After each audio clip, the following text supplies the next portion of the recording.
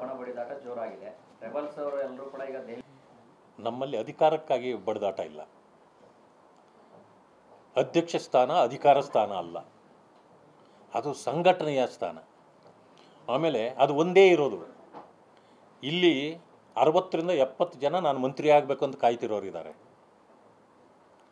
ನೀವೇನಾದರೂ ಮಂತ್ರಿ ಮಂಡಲ ವಿಸ್ತರಣೆಗೋ ಏನಕ್ಕೆ ಕೈ ಹಾಕಿದ್ರೆ ಈ ಸರ್ಕಾರ ಉಳಿಯಲ್ಲ. ಯಾಕೆಂದರೆ ಅಷ್ಟು ಜನರು ಕಾಯ್ತಿದ್ದಾರೆ. ಇರೋರಲ್ಲಿ ಪೈಪೋಟಿ, ನಾನೆಷ್ಟು ನೀನೆಷ್ಟು, ನಾನು ಎಷ್ಟು ಹೊಡೆದೆ ನೀನು ಎಷ್ಟು ಹೊಡೆದೆ ಪೈಪೋಟಿ ಇದೆ. ಮುಖ್ಯಮಂತ್ರಿ ಸ್ಥಾನಕ್ಕೆ ಪೈಪೋಟಿ ಇದೆ. ನಮ್ಮಲ್ಲಿ ಅದು ಬಿಡಿ, ಅಧ್ಯಕ್ಷ ಸ್ಥಾನ ಒಂದು ಯಾವುದೋ ಕೆಲವು ಭಿನ್ನಾಭಿಪ್ರಾಯಗಳಿಂದ ಇದು ನಡೆದಿದೆ. ಹೈಕಮಾಂಡ್ ನಾಳೆ ತೀರ್ಮಾನ ಕೊಟ್ಟರೆ ಮುಗಿದೋಯ್ತು, ಆಮೇಲೆ ಏನೂ ಇರೋದಿಲ್ಲ. ನಮ್ಮದು ನಡ್ಕೊಂಡು ಹೋಗ್ತಾರೆ. ಅಧಿಕಾರಕ್ಕಾಗಿ ಏನೋ ಅದರಲ್ಲಿ ಹಣ ಬರುತ್ತೆ ಅಂತ ಕಿತ್ತಾಟ ಏನಿಲ್ಲ. ಪಕ್ಷ ಭಾಳ ಚೆನ್ನಾಗಿ ಇನ್ನೂ ಚೆನ್ನಾಗಿ ಸಂಘಟನೆ ಮಾಡಬೇಕು ಅಂತ.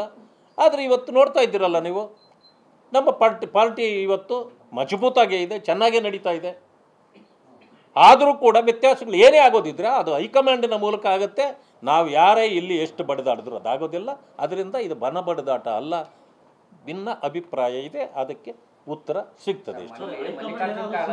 ಮಲ್ಲಿಕಾರ್ಜುನ್ ಖರ್ಗೆ ಅವರು ಹೇಳಿದ ನಂತರದಲ್ಲಿ ಸೈಲೆಂಟ್ ಆಗಾದ್ರು ಸಚಿವರೆಲ್ಲ ಮಾತನಾಡೋದಾದ್ರೆ, ನಿಮ್ಮಲ್ಲಿ ಹೈಕಮಾಂಡ್ ನಾಯಕರು ಹೇಳಿದ್ರು, ಉಸ್ತುವಾರಿಗಳು ಹೇಳಿದ್ರು, ಬಹಿರಂಗವಾಗಿ ಮಾತಾಡೋದು ಬಿಡ್ತಾ ಇಲ್ವಲ್ಲ ಸರ್? ಯಾರು ಹೇಳಿದ್ದು ನಿಮಗೆ?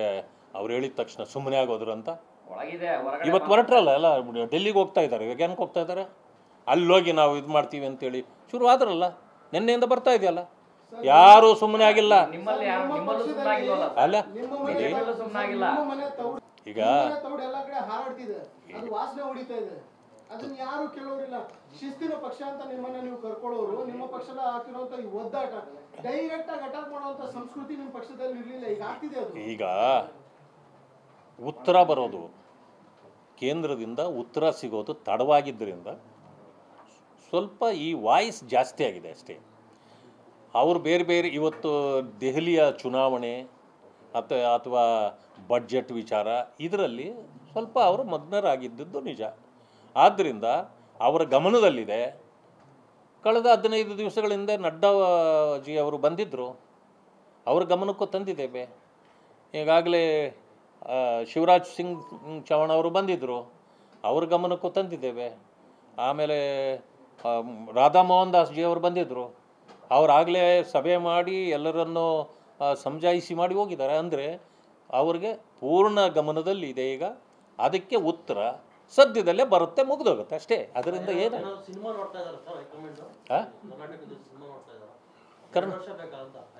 ಕರ್ನಾಟಕದಲ್ಲಿ ಸಿನಿಮಾ ಇದೆ. ಅವ್ರು ಇಲ್ಲಿಗೆ ಬಂದಾಗ ನಾವೇ ತೋರಿಸ್ತೀವಿ ಸಿನಿಮಾ. ಅವಶ್ಯಕತೆ ಇದ್ದರೆ. ಅಂಥದ್ದೇನಿಲ್ಲ. ಯಾವ ಸಿನಿಮಾ ನೋಡೋ